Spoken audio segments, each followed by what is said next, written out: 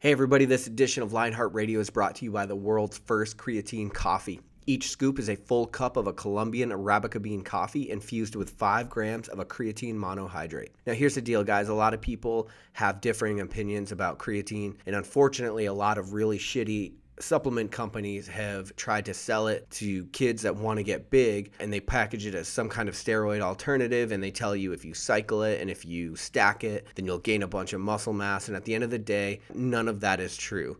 What is true is that it's one of the most studied and beneficial supplements on the market for strength, recovery, and endurance. So whether you're a runner, whether you are a strength athlete, or whether you're somebody that wants to enhance cognitive function and just feel healthier in everyday life, a pharmaceutical-grade creatine monohydrate is going to help get you there. Go to www.creatinecoffee.com to learn what all the hype is about. And now, on to the show.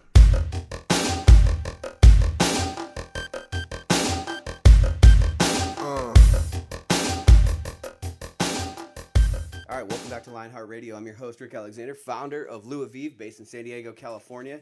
And today I am in San Marcos, California, and I'm joined by George, founder of GB3 Athletics, which is like online programming for CrossFitters. Also the co-founder of CrossFit Double Barrel, which is where we're at right now, and team head coach for SOFlete, which is correct me if I'm wrong, but tactile athlete conditioning programming and resources. Yeah, definitely. That's exactly what it goes. Thanks for being on, brother. Appreciate it. Thanks, man. Thanks for inviting me. So just telling you pre-show, what kind of turned me on to everything that you're doing in the first place was that you were programming for one of our company's models or athletes, Kaylee Wagner. Yeah. So you do a lot of online programming for CrossFit. Yeah. And you have clients that you actually just program for? Correct, yes. And do you do that on an individual basis, or is that templated? That's all individual base. Okay, so people come to you, they pay you, and you actually you program based on their weaknesses and their strengths. Yeah, it's actually a full process that I do with them. It starts off with obviously email back to back, kind of get a feel for them. And then from there, I do about a 30 to a 60-minute consultation via FaceTime, Skype, however else, just kind of get a feel for them. Okay. And to kind of get that buy-in of the athlete and the coach relationship and seeing if they're going to be a good fit for GB3 Athletics. Again, it's my brand, it's my athletes. I want to be able to push that. So I go ahead and go that route. You're selective. I'm very selective on it. Again, like I said, I'm not someone that's just going to go ahead and start taking all these athletes in. Mm-hmm. We got to be able to make sure that we work well together because I'm looking at the long term of the athlete and the longevity of their goals and setting expectations that way. Yeah, sure. So what's your background? How did you get started? So my background actually, I was in the Marine Corps as a special ops guy for about 8 years, 8.5 Marine years. Recon? Marine Recon, yep. Okay. Yeah, cool. So I did that. I got into the strength conditioning aspect for athletes after my deployment from Afghanistan. Ended up becoming an instructor for the schoolhouse at Basic Reconnaissance Course, which is up in San Clemente on Camp Pendleton. There's a BRC down in Coronado as well. Oh, well, so that's actually the same one. There's 3 phases of BRC. Phase 1 is going to be the land nav phase, pool phase, everything that they do up here in Camp Pendleton. Phase 2, they end up going down to Coronado and doing their amphib phase, which they learn all the learn pretty much nautical navigation on the boats, surf passages, everything you can do in the ocean is what they do. And then the 3rd phase goes into patrolling phase, which is going to be up in Camp Pendleton also. It's crazy how similar it is between all of the different special warfare selection programs. Yeah. I mean, they're essentially kind of looking for the same build, the same character, the same mold. Yeah, that's something we've actually talk a lot of times. Everyone's asking me hey, so how's selection for BRC? Is it a year long? Is it only 12 weeks long? Whatever else because you look at SOCOM and you look at the SEALs, they go through buds. From buds, they go through free fall, dive. They go through their whole pre-training stuff before they even get to the teams. Right. All that good stuff. But as for the recon side of things, you go through BRC, you graduate as a basic reconnaissance man. That's pretty much what it is. Yeah. And then when you get to your units, depending if you go to 1st, 2nd, 3rd, you go from there. Once you're there, then depending on what your need for the team, they'll send you to that, which either will be SEER school, obviously, basic jump, free fall, and then you got dive, scout snipers, Pathfinder, you can name it, you can do all this kind of thing.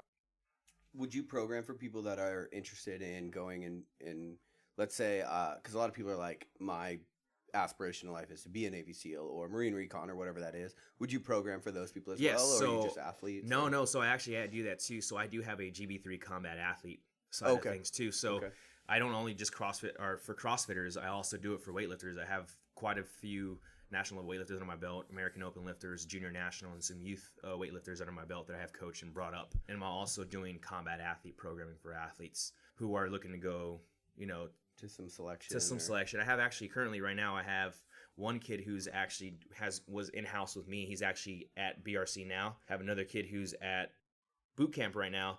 I have another kid who's getting ready to get picked up to go to boot camp for the Navy. He is a BUD/S contract. He's doing really well with that. I got a couple guys right now who are looking to go SARC.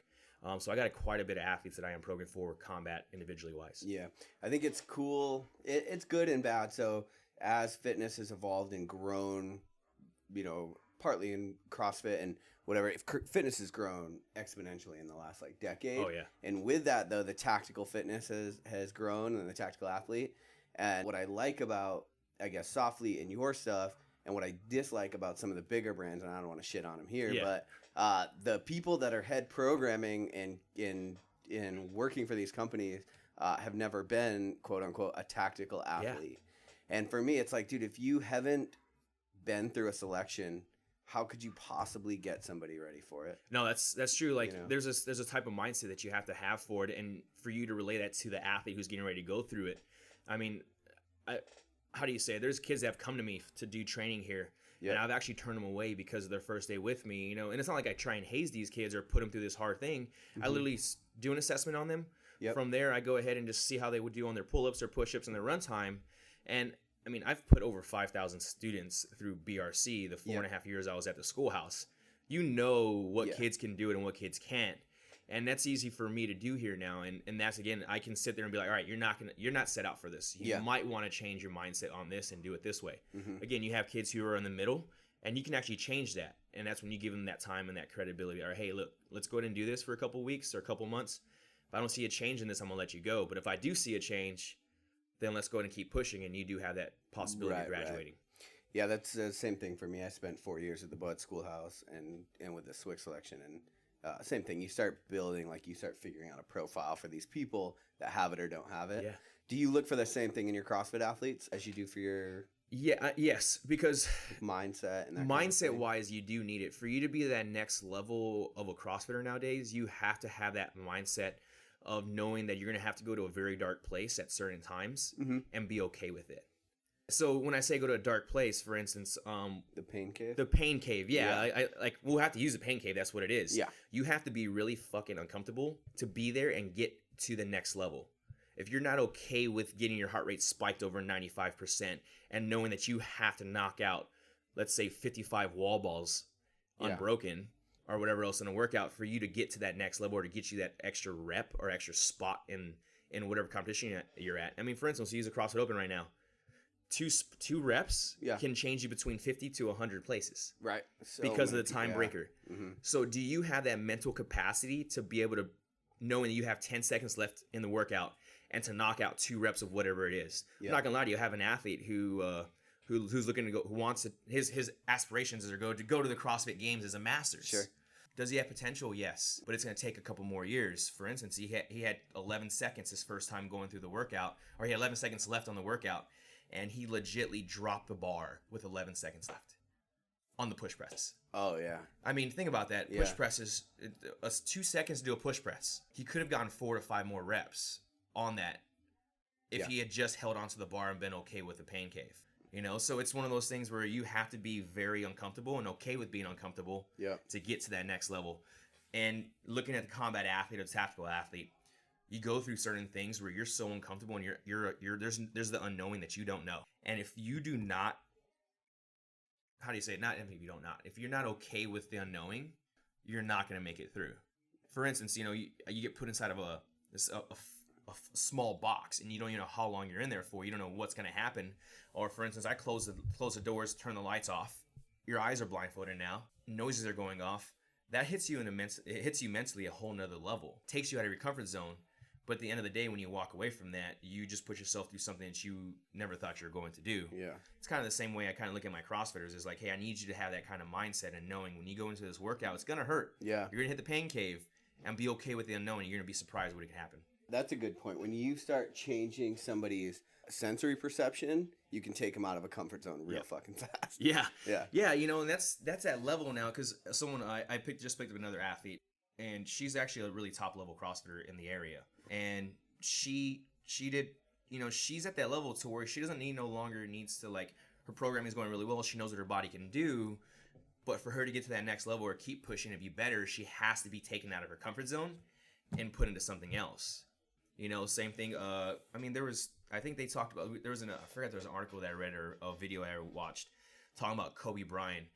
If Kobe Bryant has been in multiple situations that are stressful where he has to, like, win the game. Right? Well, am I going to go ahead and put him in that same situation or have him shoot 3-pointers and free throws over and over again for him to get better in that kind of situation? No. I'm going to want to change the way his mind thinks. So now we got to put him either into a pool. We got to put him into some kind of... I see what you're saying. So you're saying stretch their comfort zone in a different way. So that, adversity is like... Adversity, right? So they learn how to adapt to the adversity that's coming towards their way. That's kind of like Michael Phelps, coach. I don't know if you ever heard about this, but like when Michael Phelps was competing, because obviously the Olympics is one every 4 years, but, they have the World Championships and all these different competitions throughout the year. And Michael Phelps' coach was constantly fucking with him, like fucking with his goggles, like all these different things. And then when he gets in the Olympics and his goggles fall off when he's swimming, it's like business as usual. Yep. And he knows how to react to that adverse situation. Just multiple scenarios that are going on around him that he doesn't have to worry about because he's been in it before. Right.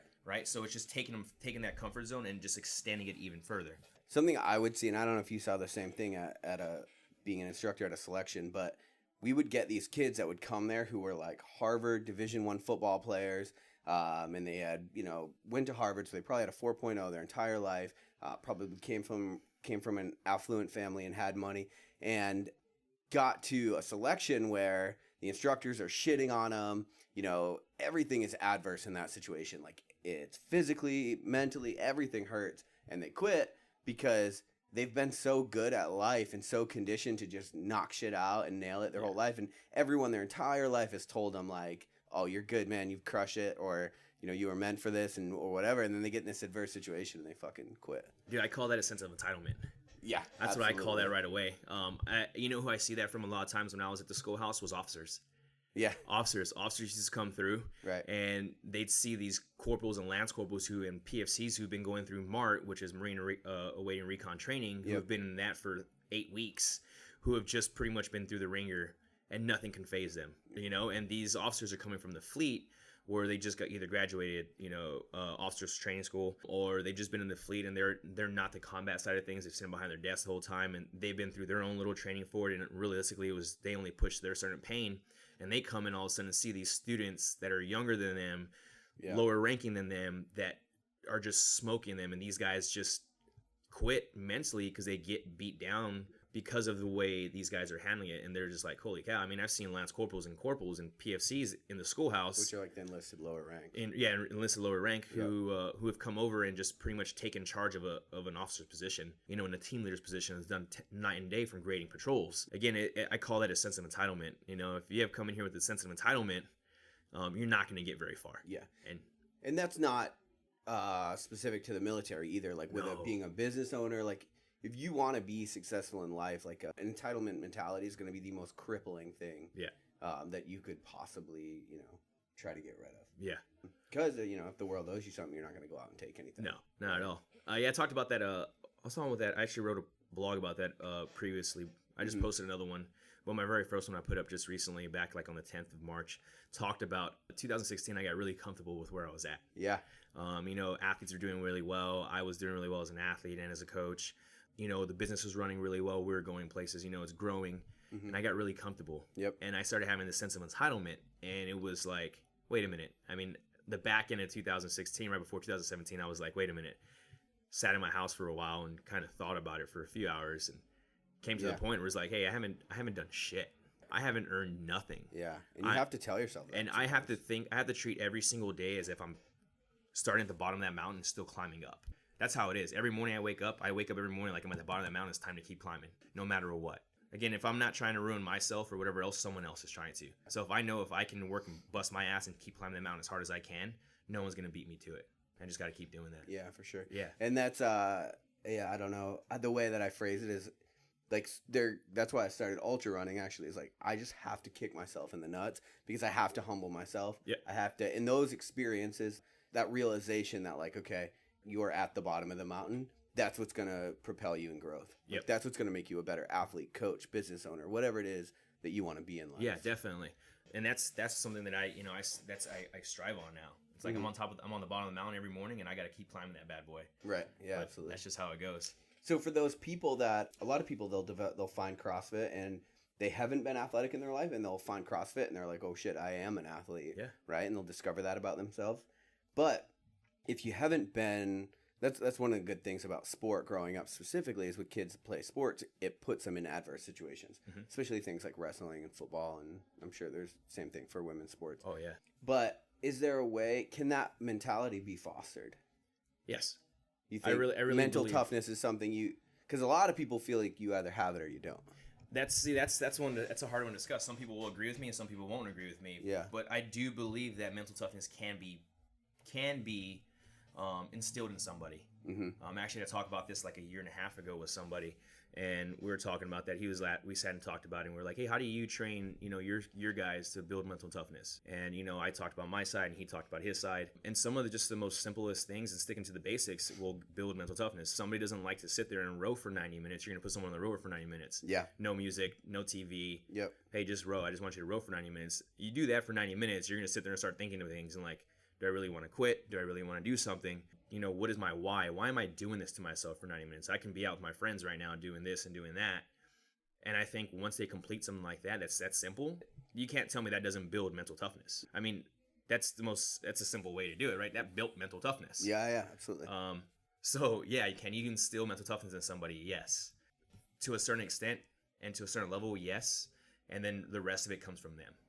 They have to find it at some point. They have to find their why, is what I call it. Find your why. And it's not just because I want to go to the CrossFit Games or because I want to be this. Yep. There's a deeper why of why you're coming in here and training every single day. We did an exercise with our coaches here a while back. My business partner brought it up, and he did, and I really loved it. And it's actually something I do now with my athletes whenever I pick a new athlete up. And he goes in and asks us, hey, what's your first why? So you put down your first why. And then the second one was, all right, what is the why to that? And the next one was, what is the why to that? And after a while, you're in this deep, deep place in your mind and in yourself. You're like, holy cow, like I just came out with this. So now you can kind of teach the athlete to stem all the way down and be like, okay, this is your real why. When you get into that dark pain cave place, start checking off those boxes to help you get through what you need to do. You have to drill down on your purpose in order to do anything. Oh, yeah. Such as that. The very first business workshop that I went to when I first started Louis Vive, that was like one of the questions. It was like, what is your why? And I'm like, dude, I want fuck you money. I want a business because I want hookers and cocaine. What do you mean why? Like, I want a fucking Ferrari. I don't know. And you just find out quickly that like those more materialistic or topical whys, they're not going to be enough to get you through the hard times that you're actually going to have to go through in order to get where you're trying to go. Exactly. Right. Yeah. I mean, I can sit here and be like, hey, I want all the money in the world so I can go and party and go everywhere else I want. Yeah. But realistically, like, that's not going to get me to where I really want to go. Right. Like you said, it won't be enough when will times are like fucking brutal, right? Yeah. I mean, especially like I talked about that time when I said like I thought I had everything, and now I started like seeing, like I started feeling like I was losing stuff, and I'm like, all right, what do I need to do to change, and what I got to do is sacrifice this, and that's what it comes down to. Are you able to sacrifice to get what you want? Yeah, that's what it is, right? Right. So yeah, and that's like the whole Gary Vaynerchuk thing. It's like work like someone's trying to take it away from you. Exactly. Yeah. Right? That's like that mindset. Keeping yourself humble. Yeah, that's actually one of my favorite entrepreneurs right there for sure. I think that's a lot of people. Gary V. Yeah, he's definitely on the list up there. Yeah, on the roster. So, and you were pre-show also talking about an article on stress that you just wrote. Yeah, so I just wrote an article on stress. So I do a lot of stuff with HRV right now, which is heart rate variability. I'm not gonna get too in depth with it, but it's just another tool or another piece of the puzzle to help with an athlete's recovery. And also, as a coach who does online programming and remote programming, I'm not there with the athlete. I can't see what their sleep is like, what their life is like, what stress is outside of there. But what's cool about HRV is that it actually tracks the CNS, all right, central nervous system. It tracks the parasympathetic side, sympathetic side, it tracks the heart rate, and it tracks the way the brain goes too. Okay. Everything is connected together. And it's super simple. You wake up in the morning, you wear a heart rate monitor, connect through your phone, and it takes your heart rate for the morning. Because there are apps now. There are apps now. Okay. There's quite a few of them out there. There's Elite HRV. There's HRV Training. Yep. Sweet Beat. There's multiple apps out there that you can actually use that use multiple Bluetooths. And it really, literally, it's just more of a short-term reading to go ahead and give you pretty much just tendencies of what's going on every day. Again, because when I talk about stress, there's multiple sources of stress. Mentally, physically, emotionally, socially, even what you eat, right? Stressing the body. It's just whatever you put into your body, it just stresses the body, right? Mm-hmm. Stress is pretty much the most simple way we can keep it is anything that challenges or changes the body. Okay. Or kind of causes some kind of change or like challenge. A physiological change. Yeah. Okay. Right? And that's just stress. That's how we kind of look at it. Okay. So what's cool, I like to use HRV. But I just wrote an article talking about stress and how we can perceive it and how we can control it. And we were talking before the show today was a lot of people end up going and seeing unplanned stress as a negative effect. Mm-hmm. And whenever you have too much negative effect or negative stress, it leads to chronic disorders. It leads to chronic diseases, which can be deadly. But you can control what you can control, right? You can only control what you can control is what we kind of like to say. So the unplanned stress, for instance, let's say you came in today to do our podcast. Mm-hmm. All of a sudden your podcast, your computer doesn't want to turn on. Yep, happened this morning. Right? So it happened this morning. Yep. So how did you perceive that? You could have been like, shit. Right. Like, I got to go, fuck, I have 2 podcasts to do today. What am I fucking going to do? Like, right. I don't know. I don't know what to do. Fuck, today's screwed. Or are you going to be like, all right, cool. Calm down. Did I go through the proper procedures to like make sure my computer starts and make sure everything is okay? If I did that, what's next? Now, instead of letting it control you in the negative way, it barely bothered you too much. You're like, all right, cool, this is what happened. It got to work. Obviously, we wouldn't be doing the podcast like that. Right. And then the planned type of stress we talk about is a training cycle, right? Where I can control load, frequency, and intensity. Yep. And so that's a good kind of stress, right? That's the kind of stress I want to induce on the body. Again, everyone hears stress and they think it's bad. It's not. You can actually use stress to your advantage and actually utilize it in the great way and see potential in other areas of life, health, performance, seeing how you can actually get into something without being able to take it negative and turn it into a positive effect, like I was talking about, right? So the plan side of things, we go back to training, what I was talking about. Let's say, for instance, this week you're supposed to snatch up to 80% for 5 singles. Okay. Right? I see that you're training, you're moving slower. I can actually adjust the training load and the frequency of that and the intensity and actually drop it down to 75%. Mm-hmm. I just controlled the stress that's going to be induced on your body because of something else that was out there. That was an example of planned and unplanned stress. Right. But I'm actually utilizing it and turning it into a good positive effect on your body.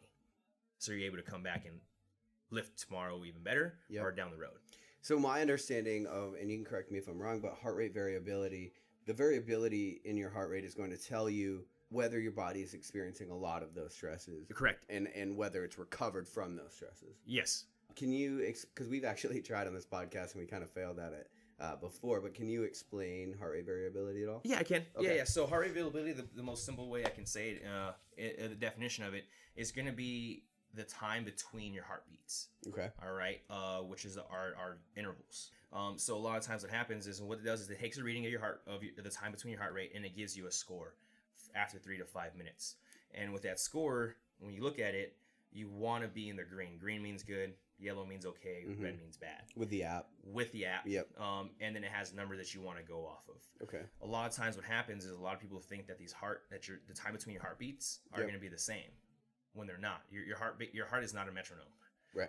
All right. It's not at all. It has different times between your heartbeats. So that's what the heart rate variability tracks, the variability of that, right? So what happens is whatever you induce on yourself the day prior, it's letting you know the next morning when you wake up how well your body recovered off of that. So heart rate variability pretty much just goes ahead and lets you know how well you're recovering through the stress you induced the day prior or the day after that. And what's cool about heart rate variability is it actually not something you just look at day by day. You can look at a graph. Like I track a couple athletes right now, and I can see tendencies throughout a full month and be like, all right, hey, like what's the training load look like? What does this look like? All right, cool. What was going on outside of the gym? Life. Right.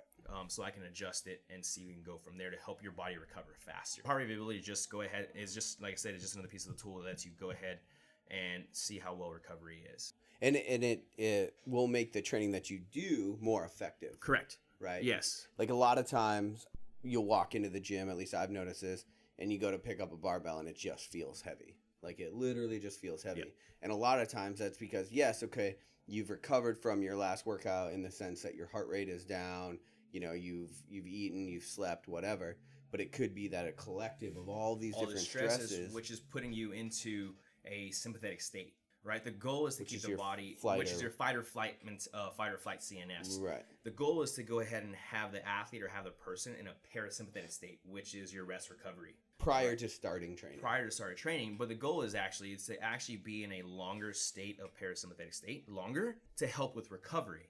So the longer I'm in a parasympathetic state before going into training or whatever else, I'm going to be able to continue training how I want. Again, we look at CrossFitters, right? CrossFitters think that they should be going 100% all the time. Right. Well, what ends up happening to them, it leads into overtraining. Why? Because they're in a sympathetic state 24/7, and which ends up leading them down the road, ends up overtraining. They can't train no more. They get hurt. They have health problems.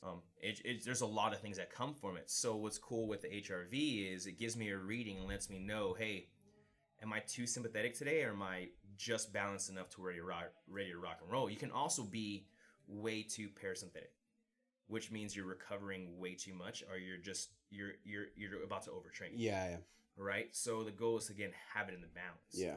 Again, there's days where you're too sympathetic, might be good for you depending on what you're going into for the day, for the workout, whatever else. And there's days when you're too parasympathetic. Yeah. The goal is just to keep them both in the middle and have that balance every day you come into the gym. Again, is it possible to have that balance? In a perfect world, you're not going to. But if you can control sleep, control what you're eating, control training, control stress outside of life, you can find that balance. Sure. If that makes sense. That's something for people to think about too. Like I talked to a buddy who signed up for a marathon, and he didn't train like he was supposed to, and he tried to start training. He's like, well, I got 2 weeks out, I might as well try to get all this volume in. And I'm like, dude, you're at the point where you can never go back and get more training. So you're at the point where just don't do anything. Like, just go into the marathon as rested as you can. Yeah.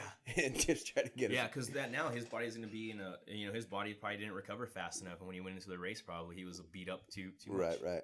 Are you familiar with Jim Jones? Yeah. The guys that trained the 300 crew is kind of how they got popular. I remember reading an article from them a while ago on their blog about how there's no such thing as overtraining. There's only under recovering. Yeah, see, that's a hard thing for me because I believe there is overtraining, and there is a such thing as under recovery, right? Mm-hmm. Under recovering pretty much means you're not doing anything at all, so you end up taking your body from being in this athletic state, and when you don't do anything for a certain time period, you become very unathletic. Yeah. Right, and unconditioned, right? The sensors in your body, the CNS, and the tension in your body, and all that stuff ends up changing to where you're not going to be able to perform. Being overtrained means you're just in a high tension position to where I need to kind of get you back to the middle again. That's what it's going to. We talk about tension. We talk about the CNS. It's all about having that balance in the body. So is there everything called, no such thing as called overtraining? I think that's bullshit. Right. I think an athlete can overtrain. And usually that comes down to, and I'm going to say this out, and I'll take blame for some of this too. I've had an athlete where I've overtrained and burnt out. I think all coaches have. It's part of the process. Yeah, right. Of learning to be a good coach tells you they've never overtrained an athlete and never burnt an athlete out. They're calling that's bullshit. I call bullshit on you. Right. It's just part of that, right? But if you're able to see that, and again, an athlete getting ready to overtrain, you look at it, right? All right, how's your sleep? Oh, you're not sleeping like you're waking up in the middle of the night. Do you have pain in your elbow? Do you have pain in your back? Where do you having pain? How's your appetite? Like, if I start seeing those things change and start hearing those things, my athlete's overtraining. And what should I do? I don't give them a complete day off. I just go ahead and give them a little bit of lighter intensity, actually get them into movement work, right? And that's something that I've been really big learning about through Training Think Tank. One of my that's my coach. He programs for me through Training Think Tank, Adam Rogers. And I'm taking their coaches course right now, their Training Think Tank coaches course. Oh, nice. They just put out first part of their course is called the movement course. And Max explains the elephant. He goes, we have the Kelly Starretts, we have like the PRI type stuff. We have what's PRI? PRI, posterior restoration. Okay. All right, so the breathing stuff. Okay. We have that going on. You have massage therapists. You have movement specialists, right? Everyone thinks that they're all the right thing. Those are all just pieces of the elephant. You put it all together, you make you make the elephant, right. which leads the athlete into the right places. For sure. So the cool part about the movement course, it talks a lot about pain. It talks about the central nervous system. It talks about stresses induced in the body and how to control that. Yeah. So for instance, I had like the Opens around right now, right? It's about to be over. Everyone's been doing it for 4 weeks, super hard. People have done it once, 2, 3 times workouts. The CrossFit Open. The CrossFit Open, right? Yep. They've been doing workouts twice a week, sometimes 3 times a week. I've seen athletes do it 4 times a week. Not me, none of my athletes, but I've heard and seen athletes say they've done it 4 times. Oh, I've done a workout 4 times. Yeah, I'm trying to get my score up. So right, trying to get your score up, right? Yep. And like, yeah, is it like realistically, like what that does to your body for the long haul? It just puts you, and you overtrain there, and that just puts you into the sympathetic states where you can't recover fast enough for the next workout. Again, the CrossFit Open is a 5-week competition of where you have to go hard as possible at every single workout you do.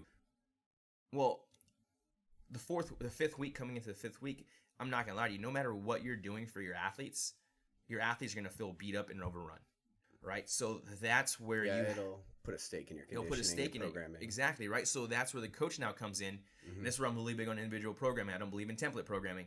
I've been on template programming, and it's led me to injury, and it's led me to overtraining. Same. And I'm not a fan of it. Yep. And that's when I said I'm not doing template programming for my athletes. Whenever I pick an individual athlete, it's all individual based, and it's catered to their weaknesses. Yep. But for instance, I'll use my guys here. I have a super young competitive CrossFitters here in my gym here, CrossFit Double Barrel, super young, but they're doing really well for what I expect of them. Yep. Right. Again, I tell them, don't care about your numbers, don't care about where you're ranking in the gym as a whole. Your progression right now from when I first got you guys as you started coming in has been amazing. The mindset of it is all great.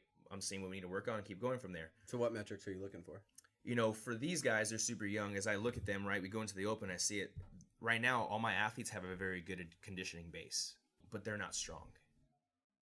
Right? So you go into the snatch workout, none of my guys are able to get in 225 because they're not strong enough. But a lot of my guys stayed between that 13 to 15 minute workout for 17.1 where they have the mental grind to go. Yeah. That just lets me know they have a mental grind. They did really well on the bar muscle up workout and the toes bar workout. Why? Because their gymnastics was good. Yep. And their engine was good. Right. Again, it didn't bother them too much. Then I go and look at this past workout. Handstand push-ups, deadlift workout. Everyone got to the wall with 4 minutes.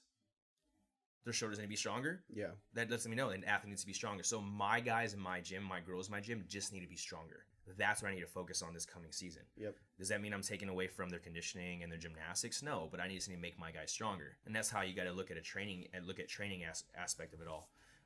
So when we go back to overtraining, I saw them. I was gone for a week and a half, and I just got back on Monday.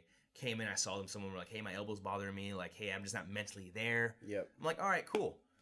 Guess what they did on Tuesday? They did 60 minutes of movement work of their heart rate below 120 beats per minute. Nice. That means they were on the air assault bike at a super slow pace for 3 minutes. Yep. Got off, did some kind of locomotion work, which is I've learned through the movement course. Edel Portel. Yep. You probably heard of him before. Yeah. Kind of put some of that stuff in there along with just to move, keep their heart rate super low, which helps keep them in a parasympathetic state. And doing that kind of stuff kind of opens up the prefrontal cortex, which controls movement and lets you kind of open your body to do new things. And I did that for them for 60 minutes on Tuesday. They came in like, "Oh, I got to do this." I'm like, "Do it. Just do it." Like, this is the first time I put that into their programming. I do it to my individual athletes. You have to do that with elite or driven athletes. Yeah, and all my athletes. And like these guys in here are young. Man, I think my oldest guy in the team right now here is like 22. He just started. They all just started. The gym's only been 18 months, and I have individual athletes who are doing really well in the Open and whatnot, but I had to go that route. So I put 60 minutes of movement working for them, and they came back yesterday all ready to rock and roll. Yeah. I still kept the training load light, recharge, ready to roll, ready to rock and roll. Today's their day off, and then come back and hit it hard tomorrow. Yeah. But again, I'm not worried about the now. I'm looking long term for these guys. So when we go back to overtraining, the less you have your athletes overtraining, the longer these athletes are going to be able to train and be able to do what they want. Again, to a certain extent, should an athlete touch overtraining a little bit?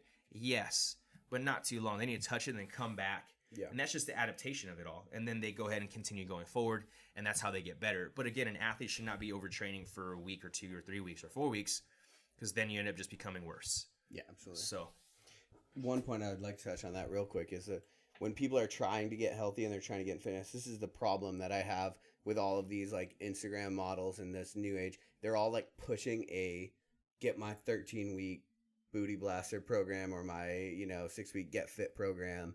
And the problem is that to be healthy, to be fit, to be trained, to do whatever you want, like you are a human, and there's all of the pieces that you just touched on really, if you want to do it effectively, need to be taken into account. And so, I would say if you're listening to this and you're somebody that is interested in getting healthy or interested in getting fit or interested in training for CrossFit or whatever, that stay away from those templated programs. Look for something like yourself where and even a lot of people do online programming and it's still templated. Like I've run into that before, when really at the end of the day, like you need a coach that's willing to look at all of the lifestyle factors, like all of the different pieces that you just mentioned, and are going to take those into account when they're programming for them. Yeah, definitely. Yeah.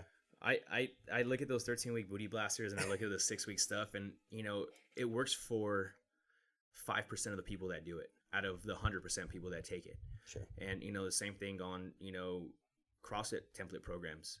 Again, there's certain athletes who are doing really well off it, and there's certain athletes who are not. But again, I'll tell you this: for any athlete who's looking to do something, trust the process of it all, and understand it's going to take longer than 18 months to get results that you want. Yeah. You'll see progress. Yeah.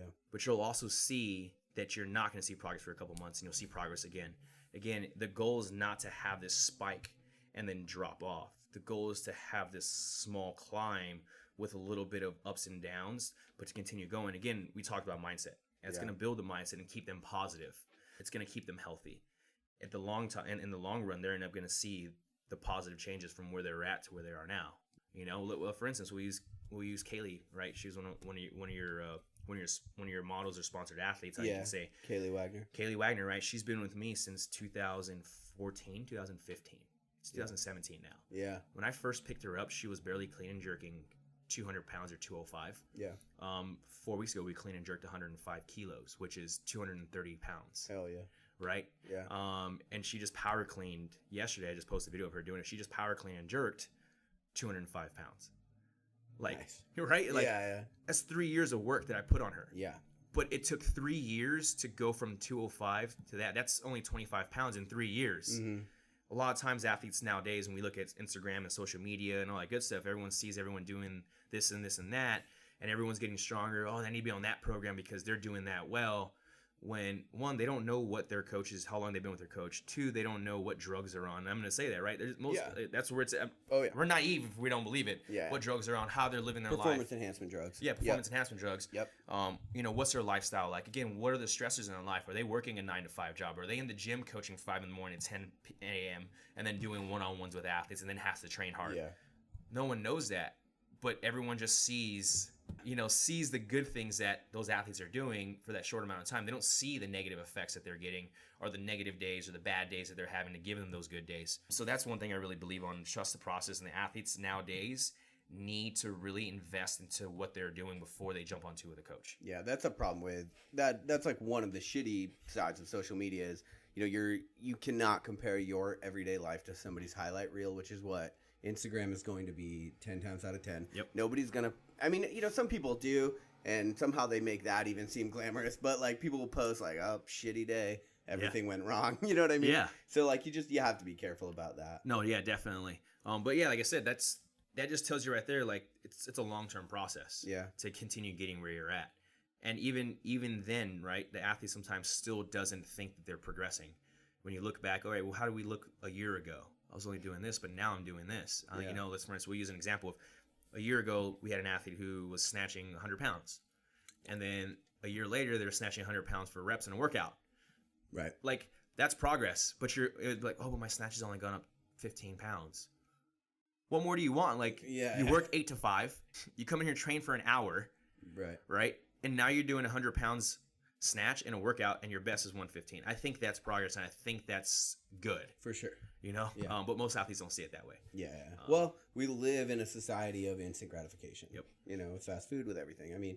And that's something that you touched on earlier is like, at least like looking at Kaylee's journey is, 25 pounds in 3 years. People don't want to, and I fall victim to this myself. People do not want to delay gratification. Yep. People want it right now, and that's like the allure to performance enhancement drugs. Yeah. Is you'll get really fast, really quick, Yep. or really strong, really fast. But what happens is when you skip the process, you run into problems. Yes. At least I found. Oh yeah, definitely. I mean, that's huge. I mean, you can run into problems, and we talk about what kind of problems do we run into.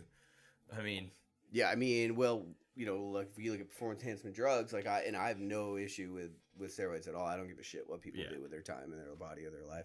But if you get really strong really fast, you're going to run into problems like your tissue is not going to be strong enough, fast enough. It's not going to progress with your muscle, right? And so then people get pec tears, people get, MCL or ACL tears. Back problems. Yeah, like your structure hasn't grown to support this in time. On top of that, there's so many things that can go wrong. Compartment syndrome, whatever. And those are the things you need to be aware. Like, you can almost never really truly, there's like the shortcuts really don't exist, so if you're somebody that wants to get fit or wants to get through a selection process or whatever, however you define success in the immediate, you have to be willing to just put your nose to the ground. Yeah, you need to put your nose to the ground and work fucking hard and be okay with working fucking hard every single day. Yep. And that doesn't mean you go into the gym and go 110% all the fucking time, or you go somewhere else and do that. No. Right. Be smart about it. Yeah, you got to shoulder the shitty days too, right? You got to exactly shoulder the shitty days and shoulder the good days. Like, it doesn't matter. But yeah, like you said, I see that all the time. We see athletes who get really, people are like, man, how'd the athlete get so good so fast? They do really good for a year. Where'd they go? Yep, right. All right. Because again, when an athlete gets really good really fast, no matter if they're on performance enhancing drugs or if they just saw very beginner gains, if they don't mentally understand that, hey, all right, I might have a shitty year coming up, or I might have life hit me in the face, they're going to walk away from this very upset and a very negative and bad taste in their mouth. Yep. I'm gonna go back to Kaylee again. Like, I remember Kaylee when she started going through school, and I picked her up, and she was going through some of her main classes or whatever else. I had to cut her back to 4 days of training. And I can't tell you, she hated it. I bet. She fucking hated it. But I had to get her back to 4 days of training because school was stressing her out. And she wasn't getting into the gym how she wanted to. The gym was becoming a stressor to her because she was like, how am I supposed to get to the gym? And I remember this like the back of my hand. It was after a competition at a CrossFit. What's that gym? I forgot the name. It was down in San Diego. Is it Oli? Was it an Olympic lifting competition? No, it was CrossFit. This is when she was a CrossFit at the time. Okay. I forgot the name of the gym, but she had just done a team comp, whatever else. And she was really upset with how she performed. And, I came up to her, I was like, hey, dude, what's going on? Like, why are you upset about how you performed? You took second place at this comp, whatever else. And she was like, I just didn't have fun today. And I'm like, all right, cool. Well, why didn't you have fun? She's like, I got this going on. I got school going on. I'm trying to rush myself to get into the gym, and I'm like, all right, how long are you in class all day? And she's like, I'm there. This had just changed. Her semester had just getting ready to come up and change. So we had to change right away. And I was like, all right, we're putting you to 4 days of training.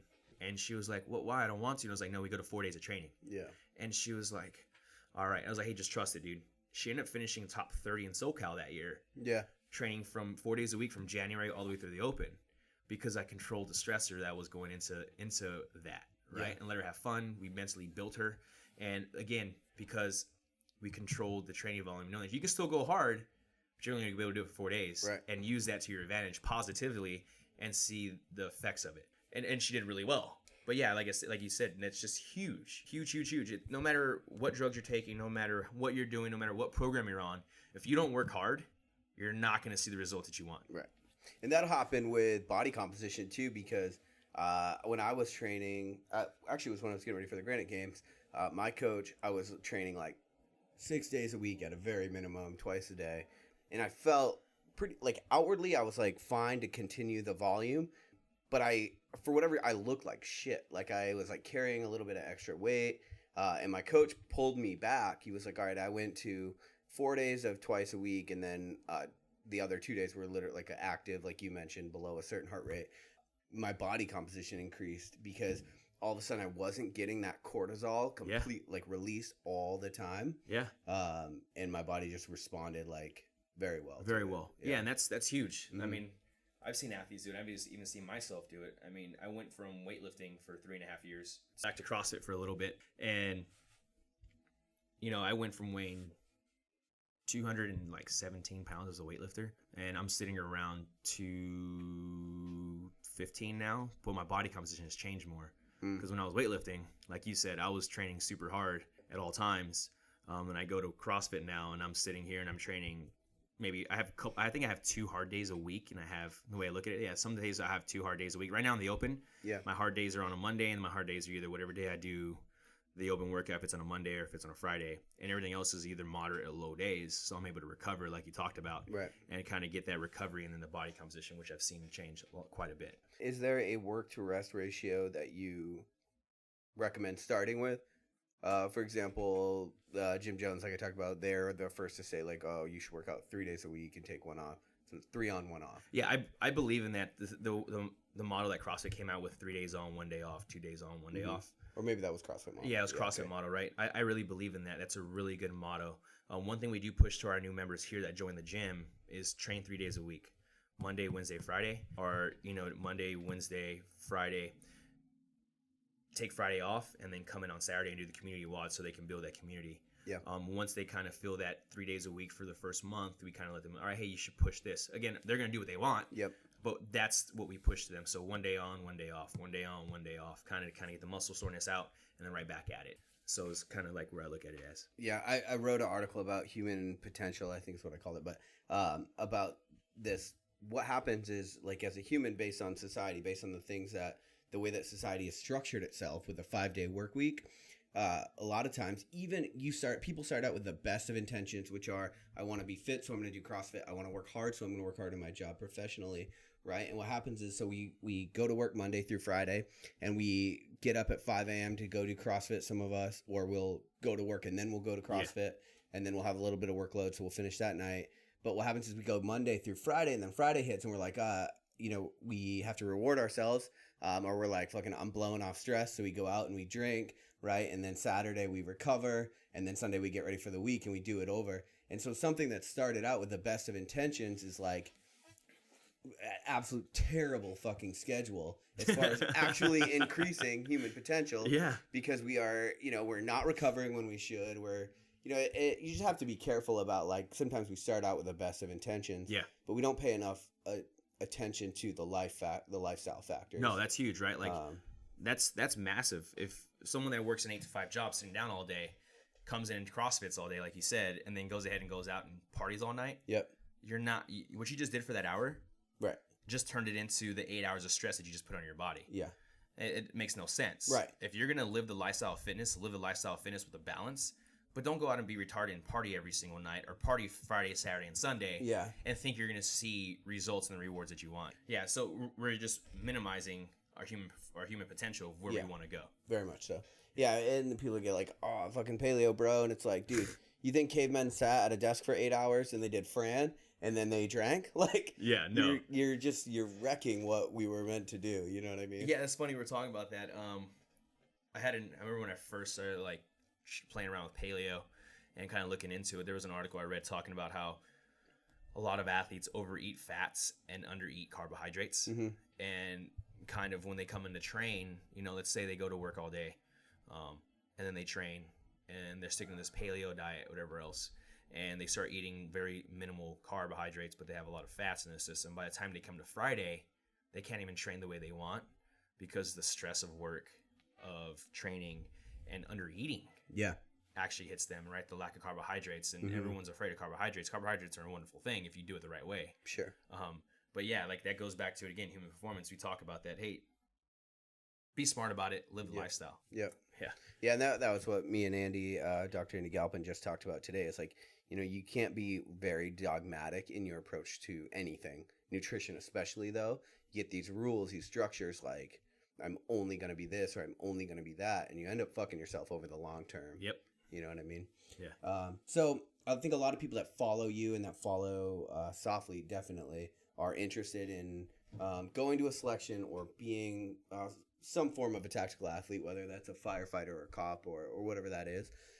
Is there a training regimen that you recommend for people that are a tactical athlete? For example, CrossFit. Would you say if you're some flavor of tactical athlete, CrossFit would be best for you, or? Well, I'm gonna be biased because I work for SOFlete and I am SOFlete. I coach for SOFlete. Yeah. The way we do program for the tactical athlete caters to the tactical athlete.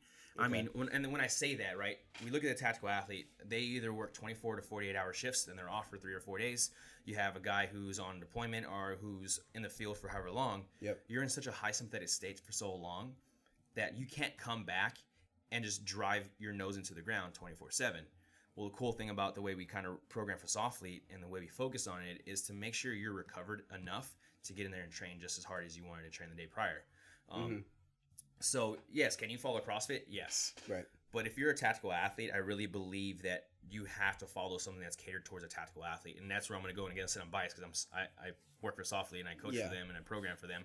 And we do a very good job of keeping these athletes healthy, keeping them seeing strength gains and see them train for their life. I mean, I could tell you a number of times where I've gotten multiple messages, Instagram DMs about how awesome we are keeping these guys recovered and seeing the transition into life and into their job. I mean, there's one guy that hit me up about a month ago saying, he's like, hey man, I weigh 165 pounds. I just deadlifted 400 for 5. I run, I run a sub 7 mile. Okay. I'm a SWAT guy. And I just hit a house up where it was a drug raid, knocked the door down with my foot. The other guys on my team couldn't do it. They weigh 185 pounds. I weigh 165 pounds. I came in and kicked the door down. Yeah. And the guy was actually behind the door, knocked him down, and got to take him out that way. Like, what more do you want? Knowing, hey, the way we program is focusing on, make sure you're recovering, make sure you're getting the strength gains that you need to see. At the same time, though, understand that you need to have that long aerobic base. Yep. And I do a lot of strongman stuff with my tactical athletes, a lot of rotational type stuff also. Yep. Because completely agree. Why? Yep. They need to have it. Yep. So CrossFit, if you can't afford, to go to a CrossFit gym and do your open gym programming and follow SOFlete, then yes, go to a CrossFit gym and train CrossFit. Yeah. But I'm like I said, I'm gonna be biased and go, hey, go to SOFlete. We have multiple programs on there that you can follow, and we're always answering questions for those guys all the time, and we put out content for these guys where they help them. Hey, I just got off a shift for 24 hours, feel beat up. What should I do? Yep. Hey, how about you go home, go to sleep for the night or day, eat some food, you're off for the next 3 days, and then go and jump back on the program and train. Yep. Instead of being like, no, go to the gym and hit it hard right now. And that's what ends up happening. So, I mean, I have a tactical athlete who is a CrossFitter. And I have to, pretty much what I do for him is I find out his schedule, and I'm like, all right, cool, here's 5 workouts for you. You get these 5 workouts done in the week. No matter how competitive you want to be or whatever else, but this allows him not to stress about training. This allows him to go ahead and get it to work.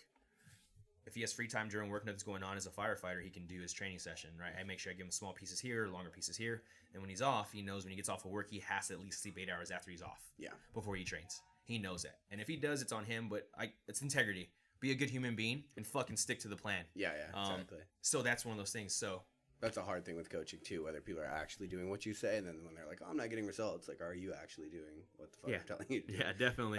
But what you hit on right there, which is something I really feel strongly about, which is if you are a tactical athlete, this is where it's highlighted the most. If you are a tactical athlete, your workout is not the highlight of your day or life. You're working out in order to enhance other things like your life and your job, especially when life or death is your job. Right? And I consider a tactical athlete a general athlete where he needs to do everything or she needs to do everything and anything. Yep. So yes, like you're not training to be a CrossFit Games athlete. Exactly. You're training to be the best firefighter, the best law enforcement officer. You're the best soft guy, whatever. You're training to come home alive. Exactly, and keep the other guys alive. Yeah. And I think a lot of people get away from that. I think a lot of tactical athletes kind of get away from that. But what's cool is things like SOFlete, and all the other, military athlete type things, all those guys, we're doing a very good job right now of teaching everyone that and having them come that route. Again, we're not trying to change, CrossFitters into tactical athletes, but we are trying to make sure our tactical athletes are not becoming CrossFitters. Yeah, for sure. Does that make sense? Yeah, like when I was a new guy, I was like, when you go in, this is good for anyone. When you go into a special forces community, at first, the only thing people are going to know about you is how fit you are, like how you do at a PT, right? Yeah. If you crush it, people are going to pull you into their platoon or team or whatever, and that's going to start your reputation. And your reputation in these communities is fucking everything. Everything, yep. Right? So I remember going into these PTs, like we'd have these PTs in the morning and I would fucking crush it. But then I'd get out on the boats and like when it came to like racking a 50 cal to shoot 20,000 rounds over and over was like rough. And I remember my boss essentially had to sit me down and be like, hey man, why are you working out? And I'm like, well, dude, I'm a fucking meat eater. What do you mean why? You don't have to ask a meat eater why he works out. Yeah. And he's like, no man, if you work out, it's so that you can do this job better, so that we can go on deployment and come home alive. So if your workouts are crushing you to the point where you're doing this job worse, you're fucked up. You're fucked up. Exactly. Yep. Yeah.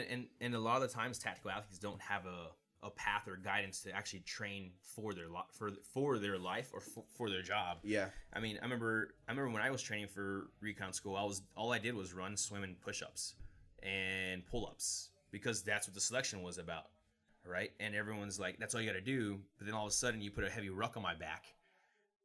I can't move with it, all right? So why would I train just for selection? I need to train for not just selection, but everything after that. And like you said, right, your boss fucking was spot on. Right. Hey, dude, you're training for yourself to do your job and to bring your brothers back. You're not training to go into the gym and just look fucking good sexy. Right, exactly. There's no need. A tactical athlete doesn't need to look good sexy. Again, does it come with the job? If you train your ass hard enough in the right ways and you eat properly and you live the lifestyle, like it's going to happen. Mm-hmm. But I'll tell you right now, there is no SOF operator right there that is operating right now that has a six-pack. And I could be wrong. Like there might be a couple but those guys that are actually typically genetics. Right there, right? Because most of the time, what are you eating when you're on operation? And if you're not those guys that are kicking the doors in for 4 hours or else and then coming back, if you're those soft guys who are on a green side hide, sitting there for 3 to 4 days, eating MREs all the time, right. like that doesn't happen. But you trained yourself to be able to hike with that ruck and patrol with that ruck on your back and keep your head up and not have it bother you. And it's just another another day in the job of being able to patrol with that ruck on your back and do what you have to do. Yeah.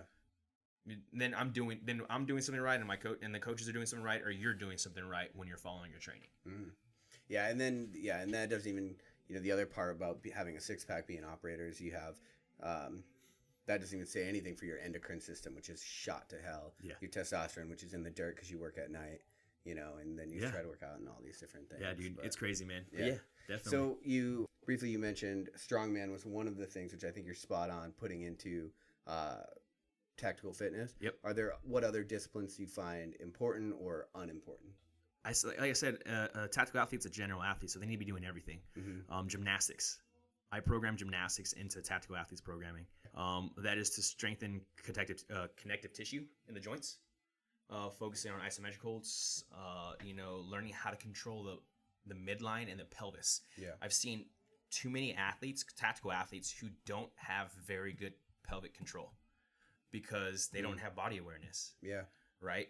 They're just so used to putting this rug on their back. Everything comes forward. Yep. Takes away from the midline. They just just completely bad. So I actually believe in putting gymnastics into a tactical athletes program. Yeah. Is huge. And then what else did you ask? You asked about other principles I like putting in there. Yeah, other disciplines that you like to put into. Gymnastics is big. For example, I and you could agree or disagree, but I think if you're a tactical athlete, learning a snatch is not the most important thing, right? That's okay, cool. So like I don't have a tactical athlete power snatch or snatch. Okay. Or overhead squat. Nice, me either. No. That's cool. No, let's not do that. Yeah. But you're gonna power clean, you're gonna hang power clean, you're gonna do some hang squat cleans. Yep. You're gonna do that stuff. You're gonna do a thruster. Yeah. Like you're gonna do those things, but as the weightlifting side of things, I will not program power snatch. That's just not needed. Not for the tactical athlete. Again, it's one of those things where, it's cool to have that mobility and be able to do all that stuff, but are you really going to use that for your job? Right. I don't see that, no. But like I said, I go back to gymnastics, right? When you get to jump over a wall, if you can't do a bar muscle up, how are you able to go and get over that wall? Like, that's an example I kind of use. Exactly. Now, handstand push-ups, will I program handstand push-ups? No. Mm-hmm. Will I program a handstand hold for time? Yes. Mm-hmm. There's going to be times where I got to hold my buddy overhead to help get him, reach him overhead and those kind of things. Yeah. But yes, that's kind of how I think about it. But snatch now. Yeah, I like that. We're on the same page with it. I love a lot of sandbag work. I put a lot of sandbag work into tactical athletes program. Yeah, that awkward strength, it cannot be said night and day. How good that is. Yeah. If I tell you what, it was funny. If I was doing how I'm programming now for tactical athletes when I was in, I would be a completely different operator. Yeah, without a doubt. Right? Like you'd be a completely different operator. Yeah. I got introduced to this stuff in 2010. You know, as I got introduced to in 2010 is when I started kind of growing and doing all this stuff. Now it's 2007, doing it 7 years. Right. And I look back at it and it's like, man, if I was going through selection or before selection, I would have done all that stuff. You know, building a strong strength base for the tactical athlete and still building that aerobic capacity at the same time.